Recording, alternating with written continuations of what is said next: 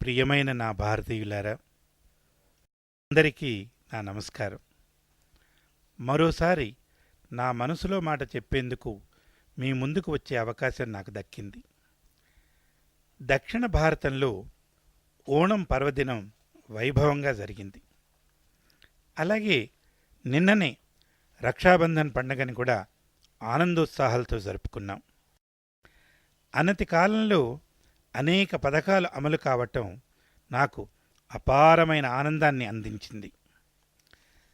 రక్షాబంధన్ పండగ సందర్భంగా చాలామంది మాతృమూర్తులు, సోదరిమణులు లబ్ధి పొందారు. ఇది శుభ సంకేతం. రక్షాబంధన్ పవిత్ర పర్వదినం సందర్భంగా మీకందరికీ నా శుభాకాంక్షలు. 60 ఏళ్లలో జరగని కార్యాన్ని అత్యల్ప కాలంలో చేయటం సాధ్యమా? రక్షాబంధన్ పండగ సందర్భంగా మన దేశ సోదరీమణులకు భద్రతని కలిగించేందుకు ఒక పథకాన్ని ప్రవేశపెట్టాలనుకున్నాం. పేదల్ని ఆర్థిక వ్యవస్థతో అనుసంధానం చేసే లక్ష్యంతో 1,21,000 అవగాహన సదస్సులు నిర్వహించాం. సామాజిక భద్రతను దృష్టిలో పెట్టుకుని కేంద్ర ప్రభుత్వం ఎన్నో నూతన పథకాల్ని ప్రవేశపెట్టింది. 11 కోట్ల కుటుంబాలకు ఈ పథకాల వల్ల ప్రయోజనం చేకూరింది. దాదాపు 18 కోట్ల బ్యాంకు ఖాతాలు తెరవటం జరిగింది. కుచేలులుగా ఉన్న వ్యక్తులు ఈ పథకం ద్వారా కుబేరులుగా మారటం నేను చూశాను. బ్యాంకింగ్ వ్యవస్థని పేదల ముంగిటికి తీసుకెళ్లే ప్రయత్నం చేశాం. జన్ధన్ యోజన సంవత్సరం క్రితమే ప్రారంభమైంది. ఈ పథకం గురించి ప్రజల మనస్సుల్లో ఎన్నో సంశయాలుండేవి. బ్యాంకులన్నీ ఏకమై ఈ పథకాన్ని విజయవంతంగా అమలు చేశాయి. జీరో బ్యాలెన్స్తో ఖాతాలు తెరిచారు. దీనివల్ల 22,000 కోట్ల రూపాయల పొదుపు జరిగింది. బ్యాంక్ మిత్ర యోజన కూడా విజయవంతంగా అమలు చేయబడింది. జన్ధన్ యోజన కారణంగా లక్షలాది మంది ఓవర్ డ్రాఫ్ట్ సౌకర్యాన్ని పొందగలిగారు. ఈ పథకాన్ని విజయవంతం చేసినందుకు ఖాతాదారులకు, బ్యాంక్ అధికారులకు హృదయపూర్వక అభినందనలు అందజేస్తున్నాను. ఈ పథకం విషయంలో మునుముందు మరింత ప్రగతిని సాధిస్తారని ఆశిస్తున్నాను. పేదలందరికీ బ్యాంకు ద్వారా ధన సహాయం అందుతుందన్న నమ్మకం నాకు కలిగింది. ఇటీవల గుజరాత్లో జరిగిన అల్లర్లు, విధ్వంసకాండ దేశాన్ని అతలాకుతలం చేశాయి. మహాత్ముడు జన్మించిన భూమిలో, సర్దార్ అడుగులు వేసిన గడ్డలో ఏమి జరిగినా ప్రజలకు ఆందోళన కలుగుతుంది, దుఃఖం పెల్లుబుకుతుంది. అయితే పరిస్థితి మరింత దిగజారకుండా ప్రజలు అప్రమత్తంగా ఉంచారు. శాంతి పదంలో గుజరాత్ మరోమారు ముందంజ వేసింది. శాంతి, సమైక్యత, సౌభ్రాతృత్వం ఈ 3 మార్గాలే ప్రశస్తం. ప్రగతి పదంలో మనమంతా చెట్టాపట్టాలేసుకొని తిరగాలి. ప్రగతే మన సమస్యలన్నింటికీ పరిష్కారం. ఇటీవల సూఫీ సంప్రదాయానికి చెందిన విద్వాంసులతో నేను చర్చించాను. వారి సంప్రదాయంలో ఉన్న ఔదార్యం, సౌందర్యం నన్ను బాగా ఆకర్షించాయి. మధురమైన సంగీతం విన్నంత ఆనందం నాకు కలిగింది.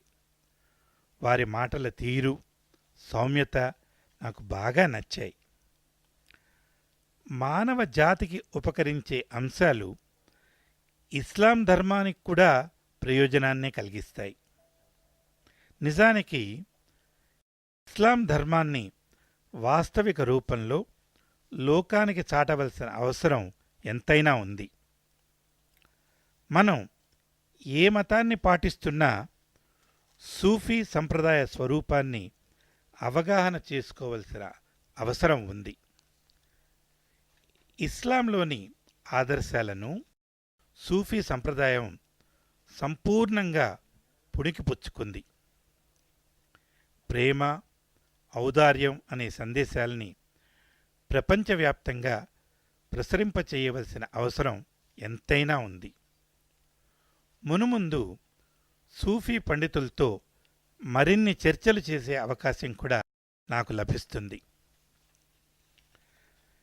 ప్రపంచం నలుమూలల నుంచి బౌద్ధ భిక్షువులు బుద్ధగయకు వస్తున్నారు. అనేక విషయాలపై చర్చలకు నన్ను కూడా ఆహ్వానించారు. త్వరలో నేను అక్కడికి వెళతాను. భారత ప్రథమ ప్రధానమంత్రి పండిట్ నెహ్రూ కూడా గతంలో బుద్ధగయ వెళ్ళారు. అక్కడికి వెళ్ళే అవకాశం నాకు కూడా లభించటం ముదావహం. రైతు బాంధవులారా, నా మనసులో మాట మీ ముందు ఉంచాలనుకుంటున్నాను. భూసేకరణ గురించి పార్లమెంట్లో మీరు ఇదివరకు వినే ఉంటారు. బహిరంగ సభల్లో కూడా వినే ఉంటారు. మన్ కీ బాత్ కార్యక్రమంలో కూడా దీని గురించి ప్రస్తావన వచ్చింది. భూసేకరణ చట్టాన్ని అమలు చేయటంలో కేంద్ర ప్రభుత్వం చిత్తశుద్ధితో వ్యవహరిస్తుంది. ఈ చట్టానికి సంబంధించిన సవరణల విషయంలో రాష్ట్ర ప్రభుత్వాల నుంచి కూడా సూచనలు అందాయి. ప్రజలు, రైతుల నుంచి కూడా సలహాల్ని స్వీకరించేందుకు ప్రభుత్వం సిద్ధంగా ఉంది. గ్రామీణ రైతుల సంక్షేమానికి, విద్యుచ్ఛక్తి సరఫరాకు, నీటిపారుదల సౌకర్యాల కల్పనకు, రోడ్డు నిర్మాణ ప్రగతికి, వసతి కల్పనకు, ఉపాధి అవకాశాలు అందించేందుకు భూసేకరణ చట్టం బాగా ఉపకరిస్తుంది. ఈ విషయంలో లంచగొండితనంతో ప్రవర్తించే కబంధ హస్తాల నుంచి మనం విముక్తులం కావాలి. అందుకే దీనికి ఆమోదం లభించవలసి ఉంది. భూసేకరణ చట్టం గురించి ప్రజల్లో ఎన్నో అపోహలున్నాయి. దీని గురించి రైతు సోదర సోదరీమణులు భయభ్రాంతులకు లోను కావలసిన అవసరం ఏమాత్రం లేదు. రైతుల ఆవేదనని నేను అర్థం చేసుకుంటాను. మన దేశంలో ప్రతి ఒక్క పౌరుడి అభిప్రాయాన్ని గౌరవించాల్సిందే. ముఖ్యంగా రైతుల అభిప్రాయాలు అందరూ ఆమోదయోగ్యంగా స్వీకరించాల్సిందే. ఆగస్టు 31వ తేదీతో ఆర్డినెన్స్ ముగుస్తుంది. 13 అంశాల వివాదాలను సంవత్సరం లోపున పరిష్కరించవలసి ఉంది. రైతులకు నేరుగా ఆర్థిక లాభాలను అందించే 13 అంశాల అమలుకు కృషి చేస్తున్నాం. నూతన ప్రభుత్వం ఏర్పడిన నాటి పరిస్థితే మళ్ళీ ఇప్పుడు పునరావృతమవుతున్నది. రైతులకు ఎలాంటి నష్టం వాటిల్లకూడదు అన్నదే మా లక్ష్యం. జై జవాన్ జై కిసాన్ అనే నినాదం రైతులకు చాలా పవిత్రం. ఇది నినాదం కాదు, ఒక మంత్రం. రైతుల సంక్షేమానికి వ్యవసాయ విభాగం ఒక్కటే కాదు, రైతు సంక్షేమ విభాగాన్ని కూడా నెలకొల్పాలని ఆలోచిస్తున్నాం. రైతులు భయభ్రాంతులకు గురి కావలసిన అవసరం లేదు. 1965లో భారత పాకిస్తాన్ యుద్ధం జరిగి 50 సంవత్సరాలు గడిచాయి. ఈ సందర్భంగా లాల్ బహదూర్ శాస్త్రి మన స్మృతి పథంలో మెదులుతున్నారు. అలాగే జై జవాన్ జై కిసాన్ నినాదం కూడా మన రంగంలో ప్రతిధ్వనిస్తోంది. అలనాటి యుద్ధంలో అసువులు బాసిన వీరులందరికీ మన దేశ జెండాను రెపరెపలాడించిన సైనికులకు చేతులెత్తి నమస్కరిస్తున్నాను. ఇలాంటి చారిత్రక సంఘటనలతో మనకి నిరంతరం ప్రేరణ లభిస్తూ ఉండాలి. ఇటీవల కొందరు సూఫీ పండితులతో చర్చించే అవకాశం లభించటం నాకు అద్భుతమైన అనుభవం. అలాగే ప్రముఖ శాస్త్రవేత్తలతో కూడా గంటల తరబడి చర్చలు జరిపారు. వాళ్ళ అభిప్రాయాలు తెలుసుకునే అవకాశం లభించింది. సైన్స్ రంగంలో మన శాస్త్రవేత్తలు చేసిన నూతన ఆవిష్కారాలు మన దేశ పురోగతికి ప్రత్యక్ష తార్కాణాలు. సైన్స్ ప్రయోగశాలలో అమలయ్యే సిద్ధాంతాలు, పరిశోధనలని ప్రజలకు సులువుగా అందించగలగాలి. యువతరం సైన్స్ వైపుకి ఆకర్షితులయ్యేటట్టుగా చేయవలసిన బాధ్యత మన అందరి భుజస్కంధాలపైన ఉంది. శిక్షణ రంగంలో సంస్కరణలు అవసరం అని థానే నుంచి పరిమళ అనే ఆయన నాకు సందేశాన్ని పంపించారు. అలాగే తమిళనాడులోని చిదంబరానికి చెందిన ప్రకాష్ త్రిపాఠి కూడా శిక్షణా రంగంలో సంస్కరణలతో పాటు నైపుణ్యాభివృద్ధి కార్యక్రమాలు కూడా జరగాలని సూచించారు. ప్రాథమిక విద్యా ప్రగతి కోసం మంచి ఉపాధ్యాయులు కావాలి అన్నది వాళ్ళ అభిమతం. ఇవన్నీ అద్భుతమైన సలహాలు. ఆగస్టు 15న నా ప్రసంగంలో ఒక చిన్న విషయాన్ని మీకు మనవి చేశాను. చిన్న చిన్న ఉద్యోగాలకు ఇంటర్వ్యూలు ఎందుకు?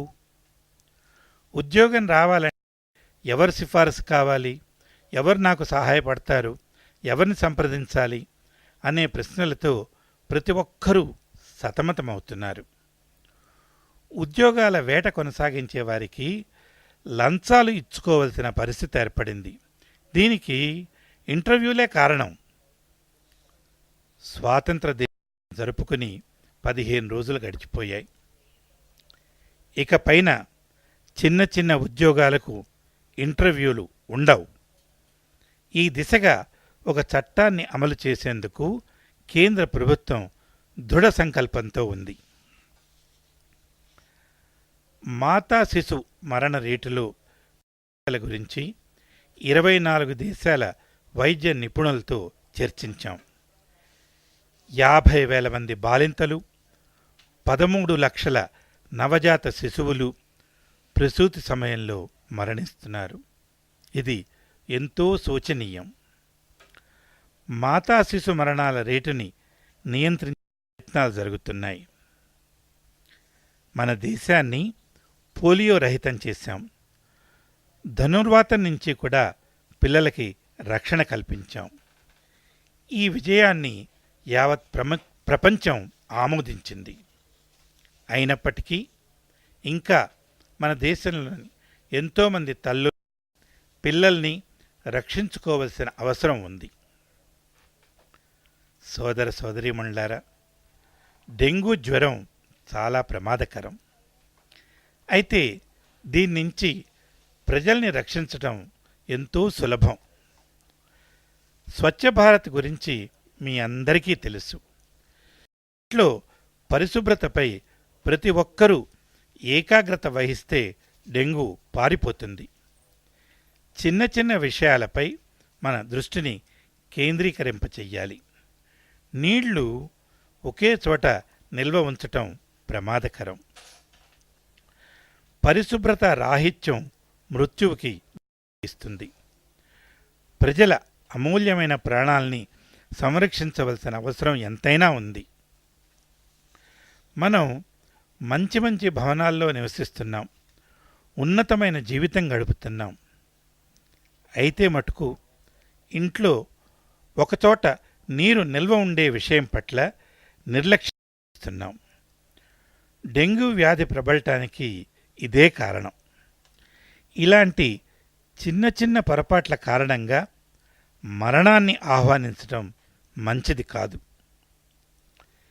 దేశవ్యాప్తంగా ఉచిత వైద్య పరీక్షలు జరిపేందుకు 514 డెంగ్యూ కేంద్రాలను ఏర్పాటు చేశాం. సరైన సమయంలో వ్యాధి నిర్ధారణ పరీక్షలు చేయించుకొని మనల్ని మనం సంరక్షించుకోవాలి.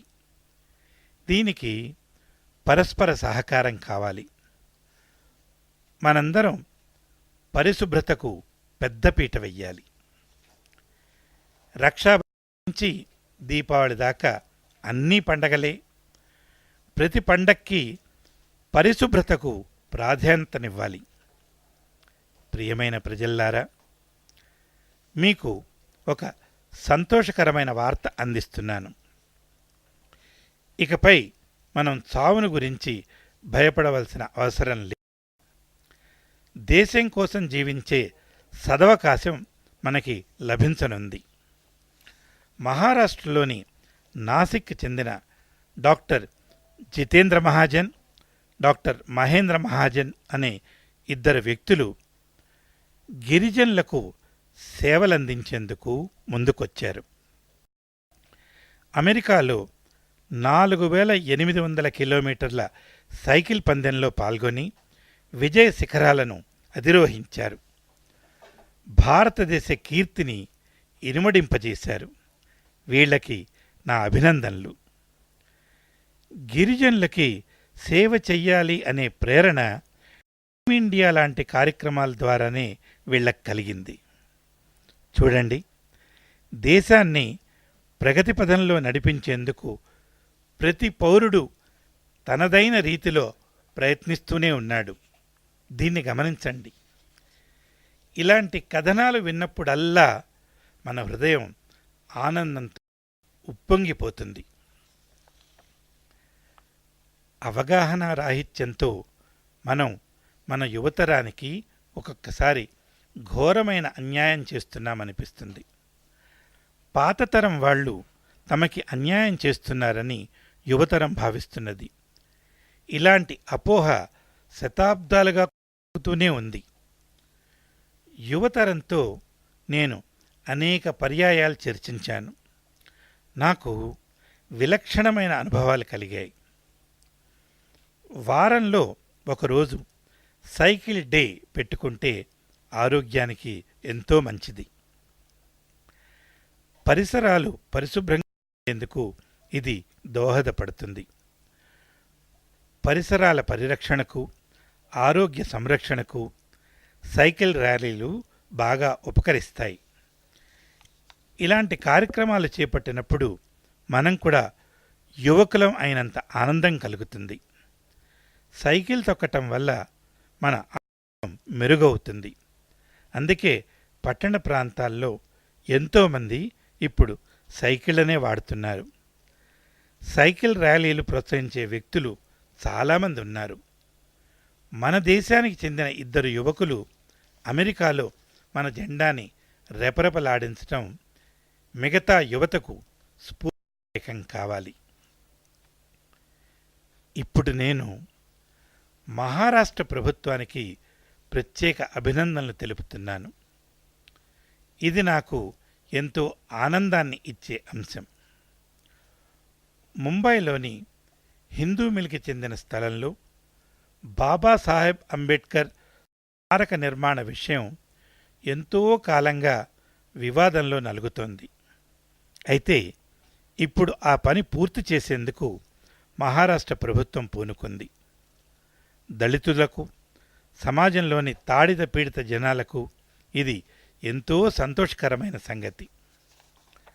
మరో విషయం, డాక్టర్ అంబేద్కర్ నివసించిన లండన్లోని 10 కింగ్ హెన్రీ రోడ్లోని ఇంటిని మహారాష్ట్ర ప్రభుత్వం కొనుగోలు చేసింది. మహారాష్ట్ర ప్రభుత్వం అక్కడ నిర్మించ తలపెట్టిన స్మారక చిహ్నం లండన్ వెళ్లే భారతీయ పర్యాటకులందరికీ స్ఫూర్తిగా నిలుస్తుంది.